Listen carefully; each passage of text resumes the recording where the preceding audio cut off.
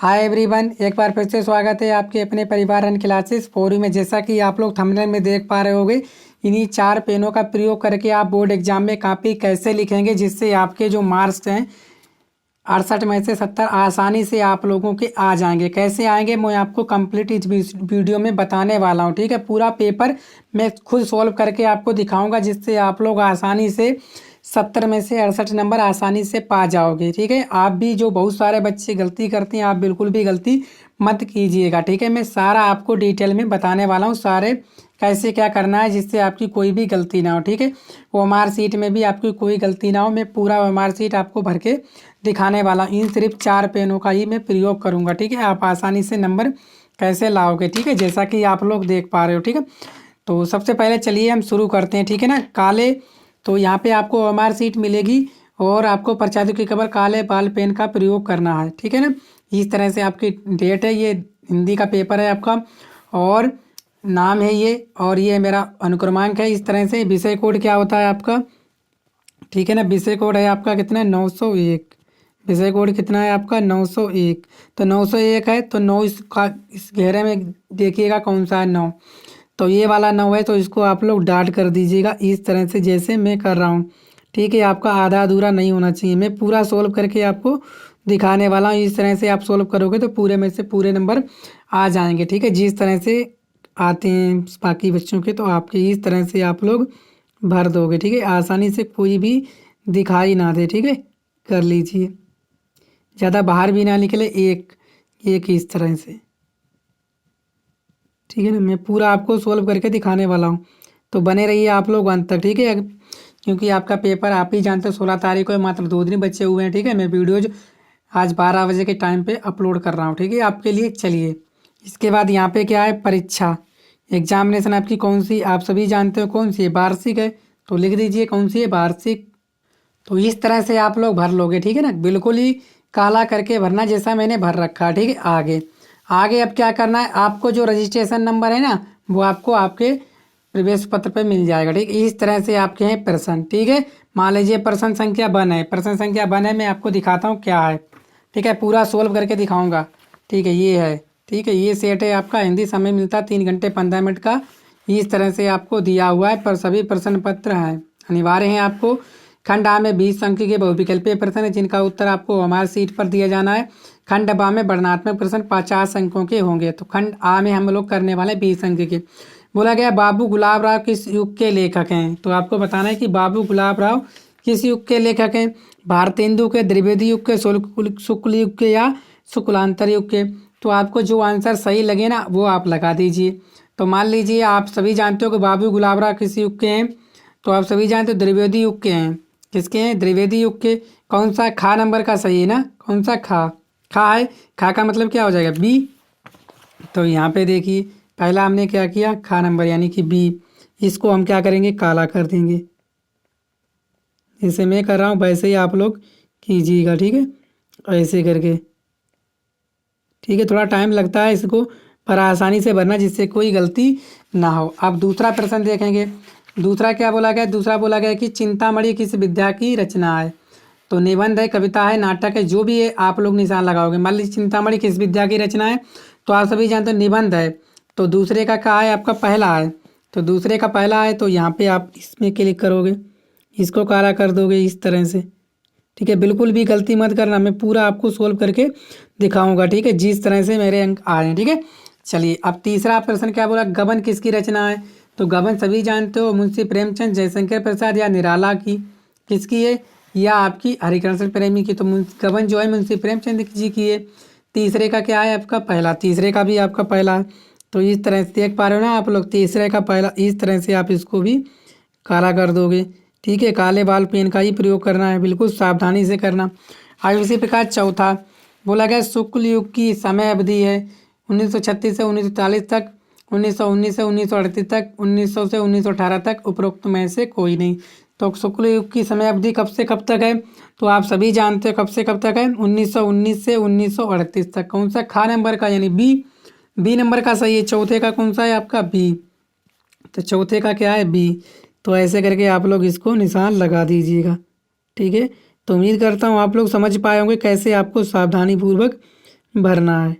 ठीक है, चलिए देख पा रहे ना आप लोग। अब पाँचवा बोला गया, नीड़ का निर्माण फिर किस विद्या की रचना है? केवनी, आत्मकथा, सच्चारता, भेंटवार्ता या रेखा चित्र। तो नीड़ का निर्माण फिर किस विद्या की रचना है? तो आपको बताना है किसकी है। आप सभी जानते हो कि आत्मकथा है। कौन सा? पाँचवें का खा सही है। तो 5 ये है, खा मतलब क्या हो गया? बी। तो इस तरह से यहाँ पे आप लोग निशान लगा दीजिएगा, लगा दीजिएगा। चलिए आपने कर लिए होंगे। छठा सवाल, प्रिय प्रवास किस युग की रचना है? द्विवेदी युग, भारतेंदु युग, प्रगतिवादी युग या छायावादी युग।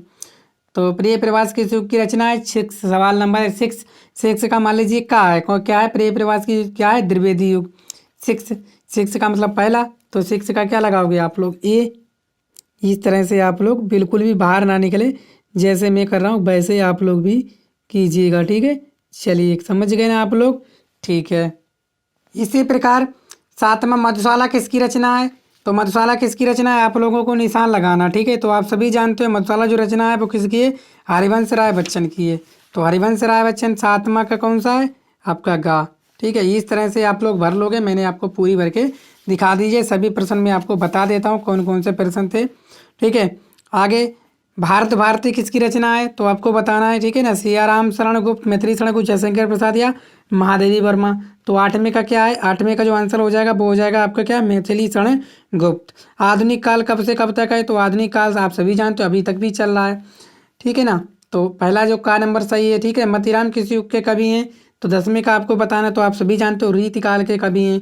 हास्य रस का स्थायी भाव आप सभी जानते हो हास्य होता है। हाथ से उड़े पीत पट शाम सलूने गात मनो नील मणिशैल पर आतपति परो प्रकाश। कौन सा अलंकार है ये आपको इसमें बताना था। कौन सा अलंकार है ये आपको बताना था। ठीक है, तो आप सभी जानते हो कौन सा अलंकार था। ठीक है, बताइएगा आप लोग सही आंसर इसका। ठीक है ना, 12वें का। तो 12वें का क्या हो जाएगा? आप सभी जानते हो उत्प्रेक्षा अलंकार। रोला छंद में कुल कितने चरण होते हैं? तो आप सभी जानते हो कितने चरण होते हैं। 13वें का बताइएगा सही आंसर। ठीक है, कितने होते हैं? 4। आकार शब्द में किस उपसर्ग का प्रयोग हुआ है? बड़ा आकार। प्रत्यय के कितने प्रकार होते हैं? प्रत्यय के 2 होते हैं। पीताम्बर में कौन सा है? दंदु। आंसू का अस्तु होता है। संधि का क्या है सूत्र? एकोड़ या ची। फलत से शब्द का वचन एवं विभक्ति कौन सी? षष्ठी विभक्ति और एक वचन है। आपट धातु का वचन एवं पुरुष क्या है? प्रथम पुरुष एक वचन। इस तरह से आप लोगों ने भर लिया। ठीक है, इस तरह से भरोगे तभी आप पूरा देख पाओ। इसको आसानी से देख लीजिए। ठीक है, तो अब हम चलते हैं कि आप लोग कॉपी कैसे लिखोगे। ये अपने सिग्नेचर कर दीजिएगा। यहाँ पे कच्छ निरीक्षक आगे सिग्नेचर कर देगा। ठीक है, अब आपको ये भरने के बाद, ठीक है ना, अब भरने के बाद आपको लिखना है प्रश्न। तो प्रश्न आपको मान लीजिए ये है। बोला गया खंड बा में निम्नलिखित गद्यांश पर आधारित 3 प्रश्नों के उत्तर दीजिए। आपको 6 अंक का मिलेगा। ठीक है, आपको ये आता तो 1 कर दीजिए। क्या उपयुक्त गद्यांश का संदर्भ लिखिए और गद्यांश के रेखांकित अंश की व्याख्या कीजिए अथवा लेखक के अनुसार समाज में विभिन्नता देखकर लोग एक दूसरे को की ओर क्यों आकर्षित होते हैं। ठीक है, ये नहीं पता है तो इसके बाद अगला कर दीजिए। ठीक है, आगे वाला कर दीजिए। कौन सा है प्रश्न आपका? ध्यान से देखिएगा। अथवा वाला ये कर दीजिए। है भगवान तब के लिए विपत्ति के लिए इतना आयोजन, परमपिता इच्छा के विरुद्ध इतना साथ, पिताजी क्या भीख ना मिलेगी, क्या कोई हिंदू भूपृष्ठ पर ना बचा रह जाएगा जो ब्राह्मण को 2 मुट्ठी अन्न दे सके, ये संभव है। फेर दीजिए पिताजी मैं कहाँ पर रही हूँ, इसकी चमक आंखों को अंधा बना रही है। तो आप सभी जानते हो ये ममता पाठ से। ठीक है ना, आप सभी जानते हो ये कर दीजिएगा। तो कैसे करोगे वही मैं आपको दिखाने वाला हूँ। ठीक है, तो ये कापी इस तरह से होगी। कापी आपको बढ़िया से मिलती है। इस तरह से आपको अपने सिग्नेचर कर देने हैं। ठीक है ना, यहाँ पे हाथ अच्छा हाथ हस्ताक्षर के कच्छ निरीक्षक तारीख डाल देगा और यहाँ पे किस तरह से उसने चेक करी इस तरह से आपको लिखना है, जिससे आपको 67 में 70 नंबर आसानी से मिल जाए। ठीक है, तो चलिए आपको दिखाते हैं। ठीक है, तो इस तरह से आपको ये लिखना है। ठीक है ना, खंड बा डालोगे ऊपर वर्णात्मक प्रश्न। ठीक है, उत्तर नंबर 1 तो ये डाल दीजिए। हे भगवान है ना, तो यहाँ से कहाँ तक लिखना है आपको? अंधा बना रही है। ठीक है, पूरा लिखना है आपको। ठीक है ना, ये देख लीजिए मैं चेक करके आपको दिखा रहा हूँ। हे भगवान अंधा बना रही है। ठीक है, तो इस तरह से आपको संदर्भ लिखना है। क्या संदर्भ है?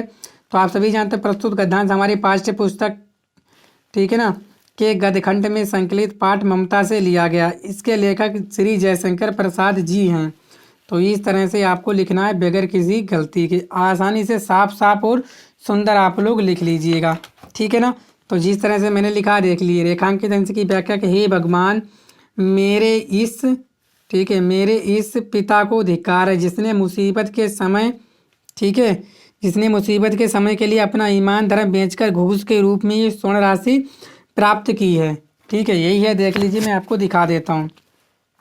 ये भगवान विपत्ति के लिए इतना आयोजन, परमपिता इच्छा के विरुद्ध इतना अर्थात पिताजी क्या भीख ना मिलेगी, क्या कोई हिंदू भूपृष्ठ पर ना बचा रह जाएगा। यही है आपकी रेखांकित अंश की व्याख्या आपको करना है, क्योंकि गद्यांश का आपको संदर्भ लिखना है, गद्यांश की रेखांकित अंश का भाव आपको स्पष्ट करना, ममता द्वारा किस कार्य को ईश्वर की इच्छा के विरुद्ध बताया गया है, तो ये सारा लिखना है। तो मैंने आपको लिख कर दिखाया, बिल्कुल साफ साफ सुंदर लिखेंगे, ठीक है ना।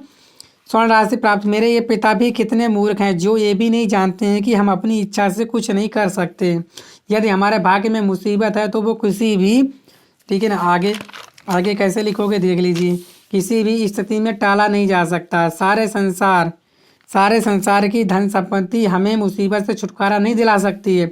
इस विपत्ति को देने वाला परमपिता परमात्मा ही तो है जो सारे संसार का संचालन करता है। जब उसने विपत्ति दी है तो उसे किसी भी स्थिति में टाला नहीं जा सकता। यदि हम उसके विरुद्ध कुछ करते हैं तो ये हमारा उसके प्रति दुस्साहस ही तो है। वह अपने पिता से कहता है कि पिताजी, आपने ये अच्छा कार्य नहीं किया। यदि भविष्य में विपत्ति आती भी तो हम भीख मांगकर अपना पेट पाल सकते थे। इस घूस लेने से तो ये भीख मांगना कहीं श्रेष्ठ होता है। क्या आपको इस संसार पर यह भी भरोसा नहीं रहा कि कल को भिखारी को भीख भी ना मिलेगी?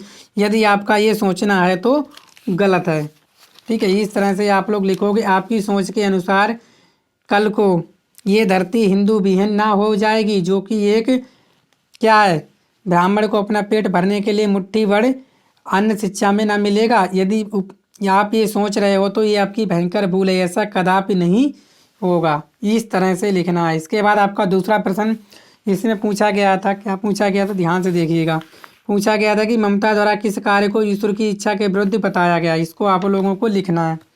तो क्या लिखा, चूड़ामणि ने ममता के उत्कोच के रूप में स्वीकार किया गया। 10 थाल सोना भरकर उपहार में प्रदान किया। उनका यही कार्य ममता को परमपिता की इच्छा के विरुद्ध लगा, क्योंकि ममता का मानना है कि जो कुछ भी होता है वो ईश्वर की इच्छा से होता है। ठीक है, इस तरह से आपको लिखना है, बिल्कुल साफ साफ, बिल्कुल काट पीट नहीं है। यहाँ पे मैंने आपको कॉपी दिखा दी, पूरी कॉपी में कहीं भी काट पीट नहीं है। इस तरह से आपको सारे प्रश्नों के आंसर देने हैं। देख लो, कहीं पे काट पीट है? बिल्कुल नहीं, बिल्कुल साफ सुथरा और स्वच्छ लिखनी है आपको ऐसे ही, तभी जो है आपको देखो। ठीक है, और सबसे बड़ी बात ये मैं आपको बता दूं, ठीक है, ये देख पा रहे हो ना हाशिया, ये हाशिया आपको इसी साइड में बनाना है। ठीक, इसमें LH साइड में, ठीक है ना, LH साइड में। इस साइड आप बिल्कुल नहीं बनाओगे, इस साइड नहीं बनाओगे। ठीक है, जैसा मैंने आपको बना के दिखाया, ये वाला, ये क्या होता है, आपका हाशिया होता है, इसी साइड बनाओगे। ठीक है, थोड़ा सा आस्ता छोड़ दोगे, ये आपके रफली कार्य के लिए होता है। जो भी आप कार्य करो उसे मिटाल दो। ठीक है,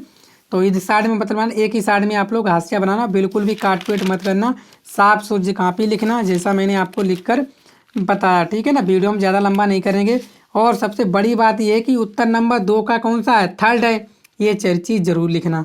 ठीक है, उत्तर नंबर जो भी है, जैसे उत्तर नंबर 3 है, कहाँ से कहाँ तक चला था, ऐसा नगरी से चला था आपका भाषाई कार्ता। तो इस तरह से आप लोग लिख दोगे। ठीक है, यहाँ पे गलत हो गया, थोड़ी गलती हो गई थी तो मैंने चूना लगा दिया। ठीक है ना, इस तरह से आप लोग बिल्कुल साफ साफ लिखना। थोड़ी बहुत कटपीट चल जाती है, लेकिन ज़्यादा काटपीट मत करना। यही देखकर आपको एग्जामिनर नंबर दे देता पूरे में से पूरे। तो उम्मीद करता हूँ आप लोग अच्छे से समझ पाए होंगे। ठीक है ना, तो वीडियो को लोग शेयर करना, और ऐसे ही 16 फरवरी के पेपर में आप लोग लिख के आइएगा। ठीक है, पूरे में से पूरे नंबर आपको भी आसानी से मिल जाएंगे। ठीक है, चलिए आप चेक भी कर सकते हो, ये मेरा रोल नंबर है। ठीक है ना, इस तरह से आपको भी कॉपी लिखनी है। ठीक है ना, चलिए, तो शेयर करना वीडियो को अपने दोस्तों में। ठीक है, बनाने के लिए बहुत मेहनत लगती है। ठीक है, आपको समझाने में भी बहुत मेहनत लगती है कि किस तरह से आपको समझाया जाए। ठीक है, इसका आप हमें खुश कैसे कर सकते हो, देखो लाइक कर सकते हो, लाइक का भी कोई पैसा नहीं लगता है। चैनल को सब्सक्राइब कर सकते हो, सब्सक्राइब करने का भी आपसे कोई पैसा नहीं लिया जाता है, और शेयर करने का भी कोई पैसा नहीं लिया जाता। बस आप लोग इतना तो कर ही सकते हो कि आपको आसानी से पास हो जाओ, अच्छे नंबर मिल जाए। ठीक है, जो भी आपके मम्मी पापा ने आपके प्रति सपना देखा है वो पूरा हो जाए। ठीक है, आप अपना ध्यान रखिए और साथ में अपने मम्मी पापा का भी ख्याल रखिएगा। ठीक है, थैंक यू।